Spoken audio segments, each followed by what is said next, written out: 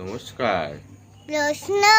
বিশ্বকবি রবীন্দ্রনাথ ঠাকুর। মা গো আমায় ছুটি দিতে বল, সকাল থেকে বলে যেতে মেলা। এখন আমি তোমার ঘরে বসে করব শুধু পলা পলা খেলা। তুমি বলছো দুপুর এখন সবে, না হয় জানো সত্যি হলো তাই। একদিনও কি দুপুর বেলা হলে বিকেল হলো মনে করতে নাই, আমি তো বেশ ভাবতে পারি মনে।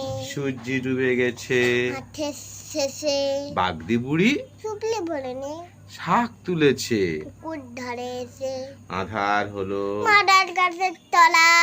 কালি হয়ে এরা দিঘির জল, হাটের থেকে সবাই এলো ফিলে, মাঠের থেকে এলো চাষির দল।